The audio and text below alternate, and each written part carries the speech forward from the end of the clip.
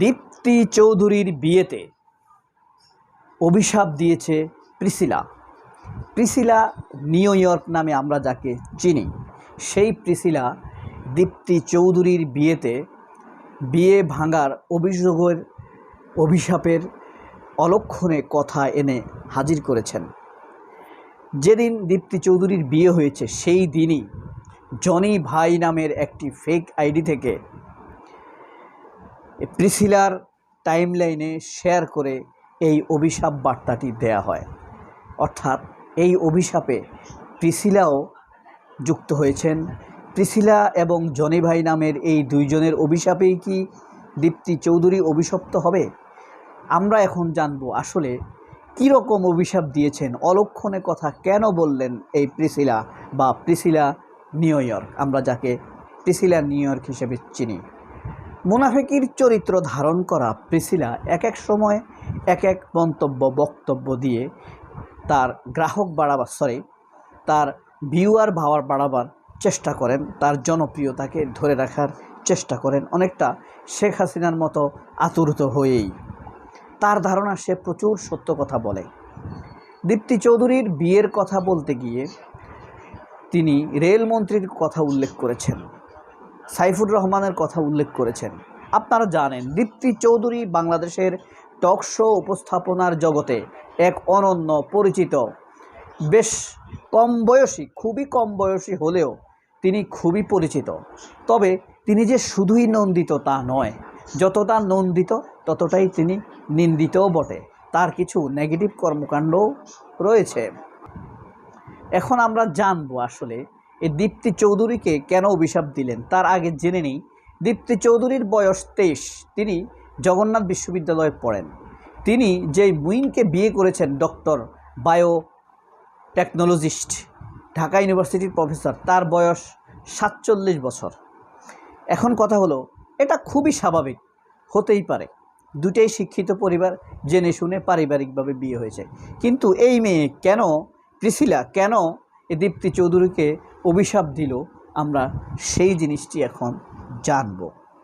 দেখেন কি লিখছে, বিয়ে একটি পবিত্র কাজ, অচিরেই ভাঙনের সৃষ্টি না হয়ে ওনাদের সংসার যেন আজীবন টিকে থাকে। আচ্ছা, ভাঙনের কথা এখানে কেন আনলো? জনি ভাই বলি বা প্রিসিলা বলি, এটা একটা অলক্ষণে কথা না? যাই হোক, আবারও বলি কি লিখছে, বিয়ে একটি পবিত্র কাজ, খুব দ্রুত ভাঙনের মুখোমুখি না হয়ে ওনাদের সংসার আজীবন টিকে থাকুক। আওয়ামী লীগের একজন রেলমন্ত্রী ছিলেন মুজিবুল, মনে আছে? যিনি শেষ বয়সে ইঞ্জিনের সাথে নতুন চাঙ্গা বগি সেট করেছিলেন। আলহামদুলিল্লাহ, সেই সময় ইঞ্জিনটি ওই ঝকঝকে বগি টেনে নিয়ে যেতে সক্ষম হয়েছিল। নিয়ম অনুযায়ী প্রতি বছর নিয়ম করে বাচ্চা উৎপাদন করেছে। বেশ কিছুদিন আগে একটা চাঙ্গা বগি একজন শেষ পথযাত্রীকে বিয়ে করেছিলেন, তনু নাকি কি যেন তার নাম। কিন্তু মজার ব্যাপার হলো, অঢেল সম্পত্তির মালিক হলেও, চিনছেন আপনারা ওই যে ফেসবুকে অনলাইন ব্যবসা করে তন্নি তার নাম, আসলে তন্নি, এখানে ভুল লিখছে। হ্যাঁ, তন্নির জামাই মারা গেছে না কিছুদিন আগে। অঢেল তার বয়স ছিল 76 বছর, আর তন্নির বয়স ছিল 39 বছর। অঢেল সম্পত্তির মালিক হলেও স্বামীকে কবর দেওয়ার আগেই তিনি তার পুরনো প্রেমিককে বিয়ে করেছেন। সাথে তিনি পুরাতন প্রেমিকের সাথে বিদেশে সেটেল হয়ে যান। মোট কথা, স্বামী হিসেবে ছিল বুইরা খাটাস, আর খাট কাঁপাতেন জোয়ান প্রেমিক। আইডিয়াল স্কুলের একজন অভিভাবক মেয়ের মতো দেখতে এক স্কুল পড়ুয়া ছাত্র, ওই যে মোস্তাকের কথা মনে আছে, আওয়ামী লীগ নেতা মোস্তাক, 65 বছর বয়সে 17 বছরের এই মেয়েকে বিয়ে করেছে। মার্সিডিজ দেখায় বিয়ে করে বসেন। যদিও এই নিয়ে সামাজিক যোগাযোগ মাধ্যমে ব্যাপক সমালোচনা রয়েছে। তাহলে এই জুটির সাথে এই জুটির তুলনা করা, তন্নির জুটি, রেলমন্ত্রীর জুটি, কয়টি জুটির তুলনা করলো? এই অভিশাপটা দেওয়া আমার কাছে ভালো লাগেনি।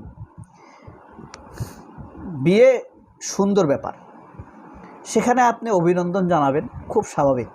পৃথিবীতে অনেক ঘটনা ঘটবে, সেই সব ঘটনার সাথে যোগ করে আপনি তাদের মনকে খারাপ করে দেওয়া চরম অন্যায়। আফটার অল দীপ্তি চৌধুরী একজন স্টার উপস্থাপিকা, আমি পছন্দ করি না তাকে, কিন্তু সে বড় উপস্থাপিকা, বয়স কম হতে পারে, অনেকের চাইতে সে বেশি পরিচিত, বয়স কম মানুষ, তার মনটা খারাপ হওয়া খুব স্বাভাবিক এরকম একটি পোস্ট দেখলে।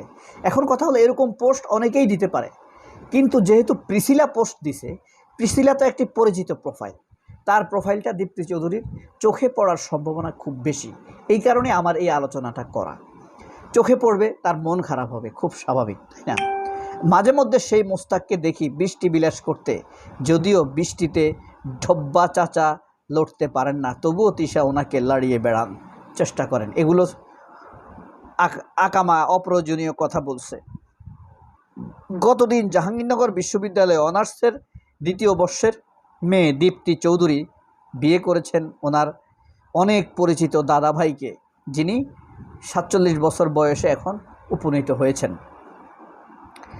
আমার অবশ্য মনে হয়েছে দীপ্তি অনার্স 2য় বর্ষে পড়ালেখা করলেও সাগর রেজার সাথে চা পানি খেতে খেতে বয়স 45-এর বেশি হয়ে গেছে।